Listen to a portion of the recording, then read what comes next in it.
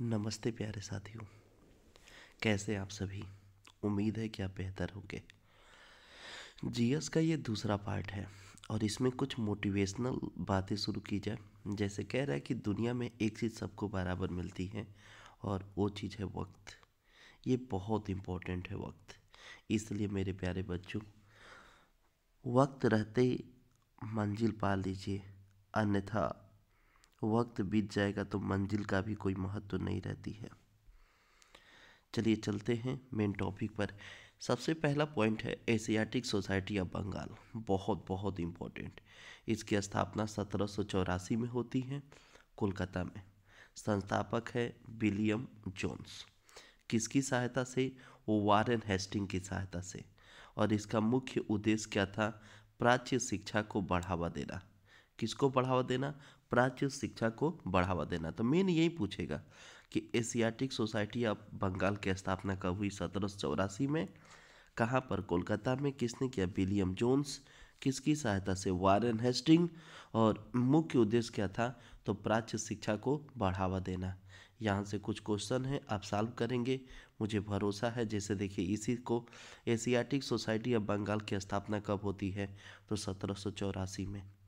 इसके बाद फिर देखें, एशियाटिक सोसाइटी बंगाल के संस्थापक कौन है? तो विलियम जोन्स हैं। फिर देखिए, Kolkata Asiatic Society of Bengal की स्थापना किस गवर्नर जनरल के शासनकाल में हुई थी? तो आप बताएंगे वारेन हेस्टिंग। ठीक है, अगला चलते हैं हम लोग राजा राम मोहन राय के बारे में। देखिए, राजा राम मोहन राय का जन्म बंगाल में होता है। कहाँ होता है? बंगाल में 1772-73 में राधानगर। और ये ब्राह्मण परिवार के थे। पता है, राजा राम मोहन राय को आधुनिक पुरुष कहते हैं, भारतीय राष्ट्रवाद का पैगंबर कहते हैं, भारतीय जागृति का जनक कहते हैं, नव जागरण का अग्रदूत कहते हैं, आधुनिक भारत का पिता कहते हैं, नव प्रभात का तारा कहते हैं, नव जागरण का अग्रदूत कहते हैं। तो बहुत नामों से जाने जाते हैं राजा राम मोहन राय।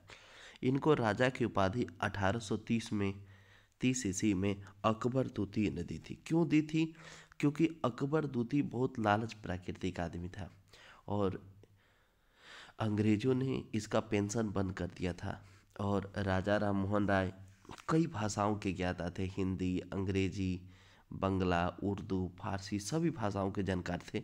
तो पता है, राजा राम मोहन राय को इन्होंने बुलाया अकबर द्वितीय और लंदन भेज दिया अंग्रेजों से बातचीत करने के लिए। किस मुद्दे पर? पेंशन को लेकर।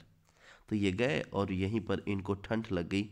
1833 में ये मर गए ब्रिस्टल में, राजा राम मोहन राय। तो प्रश्न पूछता है कि किस समाज सुधारक की मृत्यु भारत से बाहर हुई है? तो राजा राम मोहन राय। राजा राम मोहन राय फेमस है क्योंकि सती प्रथा को समाप्त कराया था। किसकी सहायता से? लॉर्ड विलियम बेंटिक की सहायता से। ठीक है, लॉर्ड विलियम बेंटिक। पूछेगा कि सती प्रथा को समाप्त किसने किया?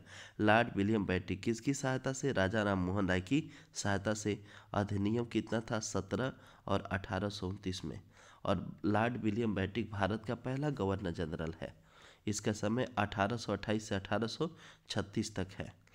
और पता है, सती प्रथा को रोकने के लिए अकबर भी प्रयास किया था 1582 में। और सती प्रथा का उल्लेख एरड़ अभिलेख में मिलता है 510 ईस्वी में, जिसे भानुगुप्त ने लिखवाया था। क्योंकि भानुगुप्त का सेनापति था गोपराज, वही युद्ध में मारा गया था और उसी की पत्नी सबसे पहले सती हुई थी। बीच में मोहम्मद बिन तुगलक, जिसको पागल बादशाह, रक्त पिपासु, विरोधाभासों का मिश्रण कहते हैं, ये भी सती प्रथा को रोकने का प्रयास किया लेकिन असफल रहा। आत्मीय सभा की स्थापना 1829-30 में होती है राजा राम मोहन राय द्वारा और ये इनकी प्रथम संस्था थी। ये तो बहुत इंपॉर्टेंट है। उनकी एक फारसी में किताब आई थी तुहफात उल मुवाहिदीन, जिसमें मूर्ति पूजा का विरोध किए थे 1809 में। तो ये फारसी में थी तुहफात उल मुवाहिदीन। और 1833 में इनके ब्रिस्टल में मृत्यु हो गई थी ठंड लगने के कारण।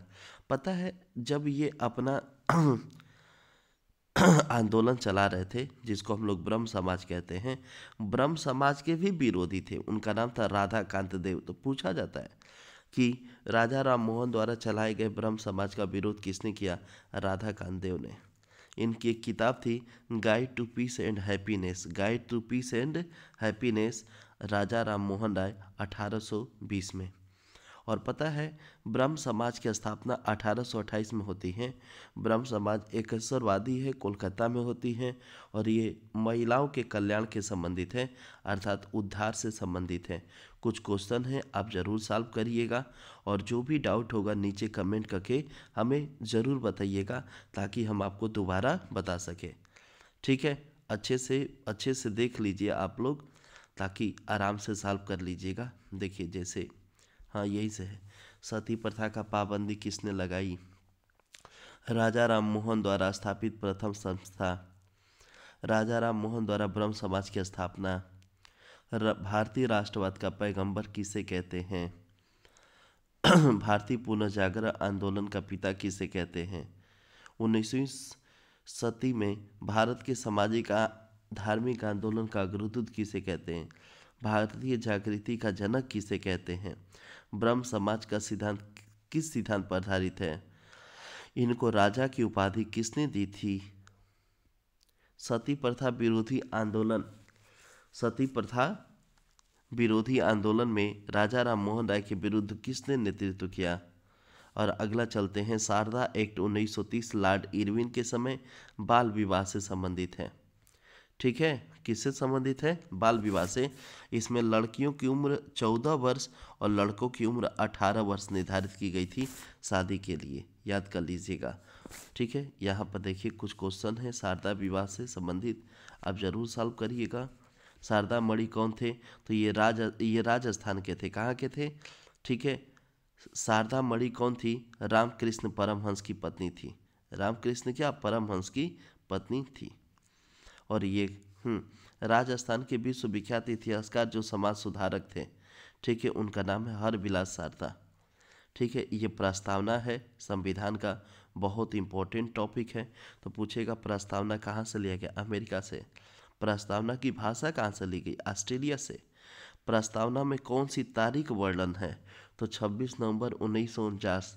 प्रस्तावना को क्या कहते हैं? भारतीय संविधान की कुंजी कहते हैं या आत्मा कहते हैं?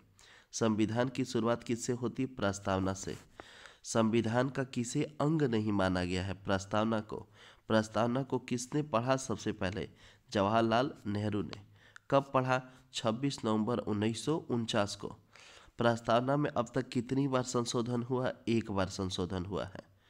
कितनी बार संशोधन हुआ है? एक बार। कब संशोधन हुआ था? 42वां, 1976 में। किसके कहने पर? केशवानंद भारती समिति के सिफारिश पर।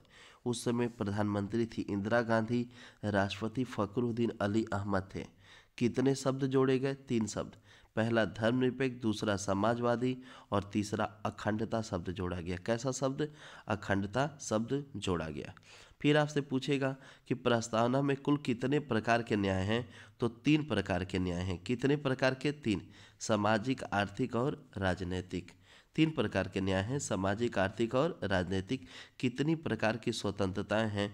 तो स्वतंत्रताएं जो हैं 5 प्रकार की हैं। कितने प्रकार से?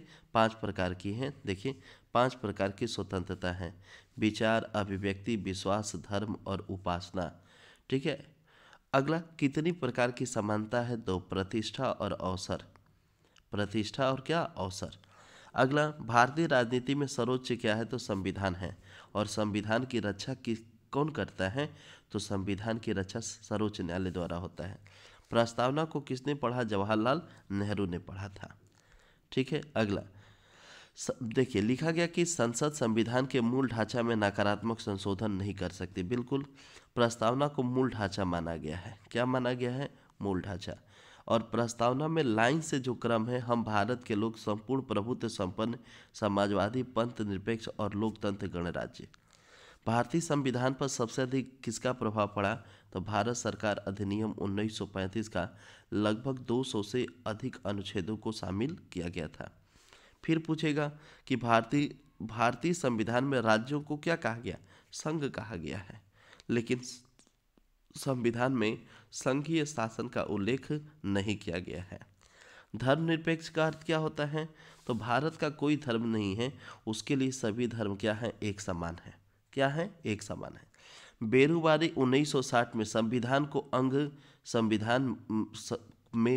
को अंग नहीं माना जाता है। क्यों नहीं माना जाता है बाबू? तो जानते हैं, भारत पाकिस्तान के बीच में बेरुवारी का मामला था कुछ ज़मीन लेन देन में। तो संविधान में तो लिखा गया कि ज़मीन ले सकते हैं, लेकिन भारतीय ज़मीन आप नहीं दे सकते हैं। ठीक है, इसलिए ये मामला है। प्रस्तावना में संघ और माताधिकार शब्द का प्रयोग नहीं किया गया है। तो बहुत बहुत इंपॉर्टेंट है। किसका किसका प्रयोग नहीं हुआ? संघ और माताधिकार और संघीय शब्द का प्रयोग नहीं हुआ है। तो जितना भी जो क्वेश्चन बीच में दिया गया है उनको सॉल्व करके आप नीचे कमेंट में ज़रूर बताइए, और वीडियो कैसा लगा आप हमें ज़रूर बताइए। इसका अगला पार्ट आपको बहुत जल्द उपलब्ध कराएंगे। तब तक के लिए जय हिंद प्यारे साथियों।